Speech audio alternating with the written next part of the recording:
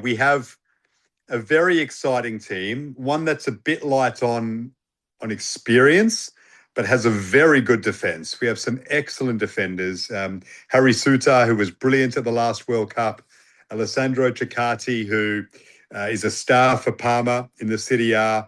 Our goalkeeper, Matt Ryan's very experienced, coming off a great season in Spain. The captain on the left-hand side, Jordan Boss, is a fantastic player in Holland. He plays for Feyenoord. I think he's destined for the Premier League one day. He's that good. We've got an 18-year-old coming through in Lucas Harrington, who's going to be a top player. So we have a very good defence and some exciting attackers in, Mo Toure, our striker, and Nestori Irankunda. But I do have worries as to whether we'll be able to open teams up. Turkey, USA, Paraguay are three very good teams without there being a superpower there. So I think we'll be in every game. Can we find a way to break through and win a game or two? That's up in the air. But I think we'll be right on the edge of getting through to the next stage or not. It's going to be tight, but very exciting. We talked a bit about Australia. What about Israel? They haven't actually made a World Cup, I don't think, since 1970. What's their problem there? They've got plenty of talents. The issue there is that they have to qualify through Europe. That's the main problem. I think if they had stayed in Asia, which is just not possible considering the issues between neighbouring countries, of course, which is why they moved to Europe. If they'd stayed in Asia, I think they would have qualified for a World Cup at some stage and certainly would have played in some Asian Cups. They can't manage to break through for a European Championships or a World Cup because it just is so difficult. It's the toughest region to qualify through. So that's part of it. They've got close a few times, and for whatever reason, I think it's mental as much as anything. They don't quite have the belief that they can get over that hurdle and beat a big team when the pressure's really high for whatever reason. So they've got some concerns, I think, and hopefully they can get there at some stage. It would be great. They have a lot of talent, most certainly. There's no doubt about that. But perhaps the local league isn't as strong as it needs to be.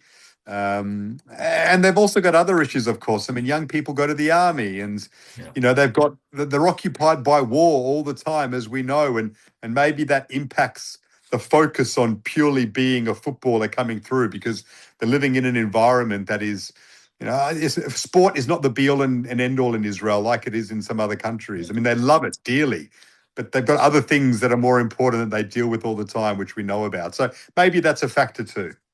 Back in Australia, there's a handful of Jewish players who are making it in soccer professionally. Are there any names that you think we should look out for who might actually make it to the Socceroos one day? Yeah, well, the big one at the moment is Zach Sapsford, who came through at Hakoah. Sydney boy, Jewish boy, had his big breakthrough at Western Sydney Wanderers in the A-League. So he was in the Sydney FC Academy, didn't really get a go. Western Sydney then took him on and he excelled over there, had a great season 2 years ago in the A-League, and then got a move to Scotland, where he's been playing with Dundee United and had a really good campaign, scored in big games against Celtic and Rangers. And a lot of people thought he would make the Socceroos in the lead up to the World Cup. Never got a call up, but he was close. And then his form probably tapered off a bit just before the World Cup. So he wasn't really in the mix for a call up. But, he's likely to be, over the next 4 years, someone who'll be considered.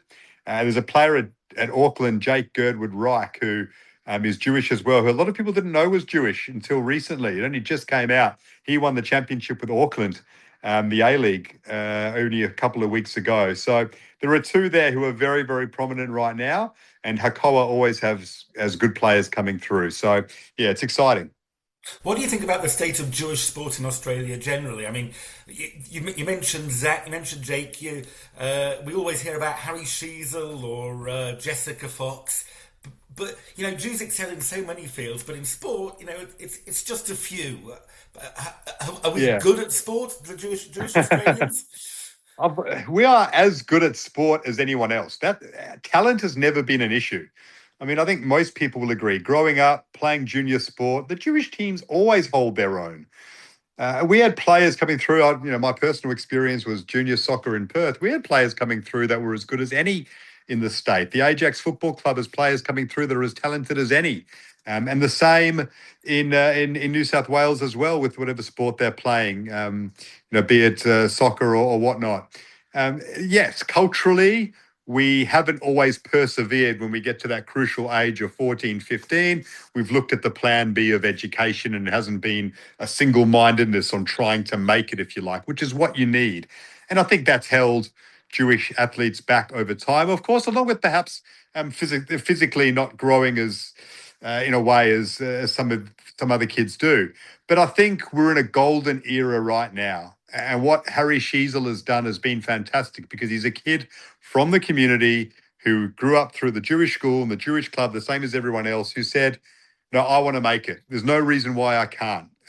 All these things that we get told that Jews don't make it a professional sport, it's fake. It's a fallacy. It's what does that actually mean? And he had decided to commit, and he's broken through now. And I think a lot of people have gone, well, but then why can't I? And Zach Sapsford, another one who we've spoken about, and there's several others in other sports. And when you combine Harry Sheezel with, the Fox sisters, we're in our greatest era ever for Jews in sport in Australia right now. Michael Klinger was another one in cricket who came from the community, came from the Jewish school, who went through and made it. But there's no reason why we shouldn't have more. I think we have as much talent as any other part of the community. Culturally, we probably need a bit of an alteration, but I think Harry Sheezel's certainly laying the path. Now, we've heard over the last few weeks some really sad stories from the Royal Commission about young Jewish sports people getting abused on the field and anti-Semitism between teams. And there was a case just a couple of weeks ago that made the headlines about some woman at some netball match who started yelling anti-Semitic abuse allegedly at a Jewish team or some Jewish players. In the professional game, do you ever come across, have you ever heard of anything remotely like that, any instance of anti-Semitism? Don't think of anything that's come through in the professional game that we know about. But then, as you say, there haven't been that many Jewish athletes at the professional level. So maybe there's a reason for it. I know it used to happen a lot back in the day when there were, Jewish athletes in English football. Certainly in Major League Baseball, Hank Greenberg is one of the most famous Jewish athletes of all time. Sandy Koufax as well. I mean, that was an era where racism on the field was just prevalent. So it wasn't just the Jews. Every single person was abused depending on their race. And thankfully, we've moved a long way from that. But, I'm sure it still happens from time to time, at senior level across the country. Professional level, there hasn't been a reported incident, which is great. What's happening at junior level has happened for a long period of time. I think what's happening now is because of the way in which the landscape has changed since October 7, these issues are actually being reported. I mean, I think most people have a story growing up playing junior sport of something like this happening. The netball incident was mainstream news in Australia. And I think that's good to see because I think everyone saw the repercussions of what happened. And I think anyone who's ever thought of doing that, well, hopefully they'll have second thoughts in the future, because they'll realize that it is a serious issue and you can't just get away with it. And it's not just something you laugh about.